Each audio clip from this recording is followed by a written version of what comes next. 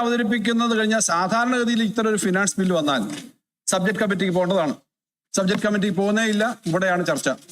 Sir, ഇത് വളരെ ധൃതി പിടിച്ചിട്ട് കൊണ്ടുവന്ന ഒരു ബില്ലാണ് ഇത്. ആകെ ഈ ഫിനാൻസ് ബില്ലിനകത്തുള്ള ആകെ പറഞ്ഞിട്ടുള്ള കാര്യങ്ങൾ തന്നെ ഈ മദ്യത്തിന്റെ നികുതിയായി ബന്ധപ്പെട്ട കാര്യമേ ഇതിനകത്ത് മേജറായിട്ടുള്ളൂ. മറ്റധികം കാര്യങ്ങളൊന്നും ഈ ബില്ലിലില്ല. സാർ, അപ്പൊ ഇങ്ങനൊരു ബില്ല് ഇവിടെ കൊണ്ടുവന്ന് വെക്കുന്നത് നമ്മൾ ഈ സഭയില് പൊതുവിൽ പ്രതീക്ഷിച്ചാൽ അതിനുശേഷം വന്ന ചർച്ചകളുടെ പൊതു സ്പിരിറ്റ് നോക്കണം സാർ. ഈ സഭയെ പറഞ്ഞ ഉറപ്പെന്താണ് സാർ? ഈ സഭയെ പറഞ്ഞ ഉറപ്പ് ആവശ്യമായ ചർച്ചകൾക്ക് ശേഷമേ ഇത് നടപ്പിലാക്കുള്ളൂ. ആവശ്യമായ ചർച്ചകൾക്ക് ശേഷമേ നടപ്പിലാക്കുള്ളൂ എന്ന് പറയുമ്പം ഇതിനകത്ത് ഒരു പ്രൊവിഷൻ പറഞ്ഞിട്ടുണ്ട്. ഇതിനകത്ത് ആദ്യം തന്നെ 3ഉം 4ഉം അനുസരിച്ചിട്ട് ഒരു നോട്ടിഫിക്കേഷൻ ഇതിനകത്ത് അധ്യായം 1 തന്നെ സബ്സെക്ഷൻ 1 3ഉം 5ഉം വകുപ്പുകൾ സർക്കാർ ഔദ്യോഗിക ഗസറ്റ് വിജ്ഞാപനം വഴി നിശ്ചയിക്കുന്ന അത്തരം തീയതി മുതൽ പ്രാബല്യത്തിൽ വരുന്നതാണ്. ഈ ആക്ടിലെ ശേഷിക്കുന്ന വ്യവസ്ഥകൾ ഉടൻ പ്രാബല്യത്തിൽ വരുന്നതാണ്. സാധാരണഗതിയിൽ സാർ മിക്കവാറും ഈ ഫിനാൻസ് ബില്ലിൽ വരുന്ന ടാക്സ് സംബന്ധിച്ച പ്രപ്പോസൽസ് ഉടൻ തന്നെ പ്രാബല്യത്തിൽ വരുന്നതാണ്. സാർ, ഈ സഭയ്ക്കകത്ത് ബഹുമാനപ്പെട്ട മുഖ്യമന്ത്രി നേരത്തെ സംസാരിച്ചതിൽ നിന്നും വ്യത്യസ്തമായി ഇത് ആ ഒരു വിശ്വാസ്യത സഭയോട് എടുത്തിട്ടില്ല. പൊതുവിൽ ഇത് ഗവൺമെന്റിനകത്ത് ചർച്ച ചെയ്തോ നയത്തിന്റെ പ്രശ്നമാണോ എന്നൊക്കെ ഉള്ളത് നേരത്തെ തന്നെ ചർച്ച നടക്കുന്നതാണ്. അപ്പം പൊതുവിൽ ഈ സഭയിൽ പറഞ്ഞതനുസരിച്ചിട്ടുള്ള കാര്യങ്ങളല്ല വന്നേക്കുന്നത്. സബ്ജക്ട് കമ്മിറ്റി ഇത്രയും പ്രധാനപ്പെട്ട ഒരു കാര്യം സബ്ജക്ട് കമ്മിറ്റി ചർച്ച ചെയ്യാതെ സാധാരണ എന്തെങ്കിലും വന്നിട്ടുണ്ട് സാർ? അങ്ങ് തൊട്ടു മുമ്പ് ഉള്ള നിയമസഭയിൽ സബ്ജക്ട് കമ്മിറ്റിയിൽ ഏറ്റവും പ്രധാനപ്പെട്ട അംഗമായിരുന്നു. ഞാൻ ചെയർമാനായിരുന്ന ഫിനാൻസ് കമ്മിറ്റി ചെയർമാൻ എന്ന നിലയിൽ അങ്ങ് വളരെ സഹകരണാത്മകമാണ്. ചില കാര്യങ്ങൾ ഡിസെന്റ് ഒക്കെ പറയും, അത് ആ ചർച്ചകൾ നടത്താറുണ്ട്. പക്ഷെ ഏതെങ്കിലും ഒരു കാര്യം, ഇതുപോലൊരു കാര്യം, ചെറിയൊരു കാര്യമായ പോലും സബ്ജക്ട് കമ്മിറ്റി പോവാതെ നമ്മൾ വെച്ചിട്ടുണ്ടോ? അപ്പൊ സബ്ജക്ട് കമ്മിറ്റിക്ക് പോലും സമയം കണ്ടെത്താതെ ഇവിടെ ഇങ്ങനൊരു ഫിനാൻസ് ബില്ല് കൊണ്ടുവന്നിരിക്കുന്നത് വാസ്തവത്തിൽ നിയമസഭയുടെ എല്ലാ അവകാശങ്ങളെയും എടുക്കുന്ന ചർച്ചകൾ അനുവദിക്കാത്ത, ചർച്ച വേണ്ട എന്നൊരു സമീപനത്തിന്റെ ഭാഗമാണ് സാർ. സാർ, ഈ നിയമത്തിനകത്ത് KGST നിയമത്തിൽ ഭേദഗതി വരുത്തുന്ന 0.5 മുതൽ 10 വരെയുള്ള ആൽക്കഹോൾ അടങ്ങിയിട്ടുള്ളതിന് 175%, 10 മുതൽ 20% എന്നുള്ളതിനകത്ത് 120%, 175% യഥാക്രമം ഏർപ്പെടുത്തിയിട്ടുള്ള ഒരു ബില്ലാണിത്. സാർ, ഈ ബില്ല് യഥാർത്ഥത്തിൽ കേരളത്തിലെ ചർച്ച ചെയ്യണമെന്ന് എന്തുകൊണ്ടാണ് പറഞ്ഞേ? 3 വർഷക്കാലമായിട്ട് ഇത് ധനകാര്യ വകുപ്പ്, ടാക്സ് വകുപ്പ് അനുമതി കൊടുക്കാത്തതാണ് സാർ. അനുമതി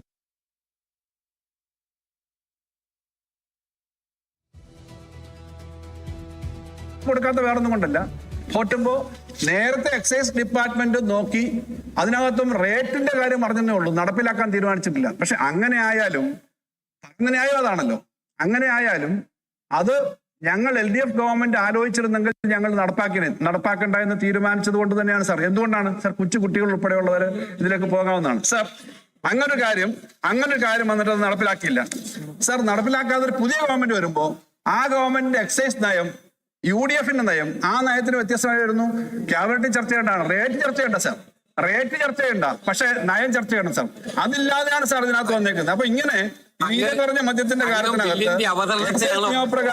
ഇങ്ങനെ ഒരു കാര്യം വന്നിരിക്കുമ്പോ വളരെ അപകടകരമാണ്. ഇതിനകത്തോട് സാങ്കേതികത്വമൊന്നും അല്ല, വെറും സാങ്കേതികത്വ പ്രശ്നങ്ങളല്ല. ഞാൻ ക്രമപ്രശ്നമാണ് ഞാൻ പറഞ്ഞു നിർത്താം, കൂടുതൽ ദീർഘിപ്പിക്കുന്നില്ല സാർ. അപ്പൊ ഇതിനകത്ത് ഇതിൽ കൊണ്ടുവന്നു എന്നുള്ളത് സഭയുടെ എല്ലാ അവകാശങ്ങളെയും ലംഘിച്ചു സാർ. സഭയുടെ എല്ലാ അവകാശങ്ങളെയും ലംഘിച്ചു എന്ന് പറഞ്ഞാൽ ഏത് ധനകാര്യ ബില്ലാണ് സാർ ഇത്രയും സീരിയസ് ആയ റേറ്റ് സംബന്ധിച്ചുള്ള ഫിനാൻസ് ബില്ല് ഏതാണ് സാർ സബ്ജക്ട് കമ്മിറ്റിക്ക് വരാത്തത്? സബ്ജക്ട് കമ്മിറ്റിക്കകത്ത് ചെറിയൊരു കാര്യം പോലും സബ്ജക്ട് കമ്മിറ്റി ചർച്ച ചെയ്യുന്ന ഒരു പാരമ്പര്യമുള്ള നമ്മുടെ നിയമസഭയിൽ സബ്ജക്ട് കമ്മിറ്റിക്കകത്ത് ഒരു ബില്ല് വരാതെ നേരെ കൊണ്ടുവന്ന് സഭയെ കൊണ്ട് പാസ്സാക്കുന്നു എന്ന് പറഞ്ഞാൽ തന്നെ അങ്ങേറ്റം തെറ്റല്ലേ സാർ? അതാണ് സാർ പ്രധാന ക്രമപ്രശ്നം. അത് അങ്ങനെ ചെയ്യുന്നു എന്നുള്ളത് വളരെ അപകടകരമായ കാര്യമാണ്. ഇന്ന് വരെ ഈ അസംബ്ലിയിൽ നമ്മൾ തുടർന്ന് വന്ന എല്ലാ കാര്യങ്ങളെ സംബന്ധിച്ച് വ്യത്യാസം. അതുകൊണ്ട് തന്നെയാണ് സാർ ഇതിനകത്ത് ഞാൻ നേരത്തെ പറഞ്ഞ 3ഉം 4ഉം പ്രൊവിഷൻ സാധാരണക്കാളും വ്യത്യസ്തമായ ഒരു പ്രൊവിഷനോട് ചേർത്തേക്കുക സാർ. എക്സിക്യൂട്ടീവിന്റെ തീരുമാനവും ലെജിസ്ലേറ്റീവ് ബില്ലും തമ്മിലുള്ള ആ ചെറിയ സുപ്രീം കോടതി തന്നെ പല കേസുകളും വന്നിട്ടുണ്ട് സാർ. സുപ്രീം കോടതി തന്നെ പല ജഡ്ജ്മെന്റ് വന്നിട്ടുണ്ട് സാർ. സാധാരണഗതിയിൽ ഫിനാൻസ് മാറ്റേഴ്സ്, മണി മാറ്റേഴ്സിന്റെ ഒരു ബില്ല് വന്നാൽ അത് ആക്ട് ആയി കഴിഞ്ഞാൽ പിന്നെ എക്സിക്യൂട്ടീവിന്റെ എക്സസീവ് ഡെലിഗേഷൻ കൊടുക്കാറില്ല. ഈ ഡെലിഗേഷൻ ഓഫ് പവേഴ്സ് എക്സസ് ആയിട്ട് എക്സിക്യൂട്ടീവിന് കൊടുക്കേണ്ട കാര്യമില്ല സാർ. ഇതിങ്ങനെ വെച്ചേക്കുവാണ്. ബില്ല് നിയമസഭ പാസ്സായി ആക്ട് ആയി കഴിഞ്ഞാൽ ഇന്ന ദിവസം തൊട്ട് കൊടുക്കാമെന്ന് പറയുന്നതിന് പകരം വീണ്ടും ഒരു ബാർഗൈനിങ് പോയി വെച്ചേക്കാമല്ലോ സാർ. തുറന്നു പറഞ്ഞാൽ ബാർഗൈനിങ് പോയിട്ടാണല്ലോ. എക്സിക്യൂട്ടീവ് പർട്ടിക്കുലർ മന്ത്രി അല്ലെ പർട്ടിക്കുലർ കമ്മീഷണർ ഒപ്പിട്ടാൽ അന്ന് തൊട്ട് ഇത് കച്ചവടം നടത്താന്ന് പറഞ്ഞാൽ സാർ ഈ എക്സിക്യൂട്ടീവിനെ ഈ ലെജിസ്ലേച്ചറിന്റെ മേലെ പ്രവർത്തിക്കുകയാണ് സാർ. ഈ ലെജിസ്ലേച്ചർ അംഗീകരിക്കട്ടെ, എന്നാ പിന്നെ നിങ്ങൾ തീരുമാനിക്കേ. അതിന് പകരം ഒരു ഉദ്യോഗസ്ഥന് ഏതെങ്കിലും ഒരു പർട്ടിക്കുലർ ഉദ്യോഗസ്ഥൻ ഒപ്പിട്ടാൽ അപ്പം മുതൽ ഈ പർട്ടിക്കുലർ മദ്യം വിൽക്കാമെന്ന് പറയുന്നത് എക്സസീവ് ഡെലിഗേഷൻ, അത് തെറ്റാണ്. അതുകൊണ്ട് ഇത് പാസ്സാക്കുന്നത് ഇതിനകത്ത് ചീഫ് മിനിസ്റ്റർ, ഫെബ്രുവരി 24 മുഖ്യമന്ത്രി. സർ, ആദ്യം ഇത് എന്ത് ലീഗൽ ഒബ്ജക്ഷൻ ആണ് എന്ന് വ്യക്തമായില്ല. അദ്ദേഹം മെറിറ്റിലാണ് പോയത് ഈ ധനകാര്യ ബില്ലിന്റെ. അല്ലല്ല, മെറിറ്റിലാണ്. ഞാൻ പറയാം, ധനകാര്യ ബില്ലിന്റെ മെറിറ്റിലേക്കാണ് പോയത് അദ്ദേഹം. മെറിറ്റിൽ സംസാരിക്കാൻ കൂടെ അവസരമുണ്ട്. അത് ഞാൻ അപ്പം മറുപടി പറഞ്ഞോളാം. ഈ സമ്മർദ്ദവും സുപ്രീം കോടതി വിധിയൊക്കെ ഞാൻ കൃത്യമായിട്ട് മറുപടി പറഞ്ഞുതരാം. പിന്നെ പറഞ്ഞു സബ്ജക്ട് കമ്മിറ്റി അയച്ചില്ല, സബ്ജക്ട് കമ്മിറ്റിക്ക് അയച്ചില്ല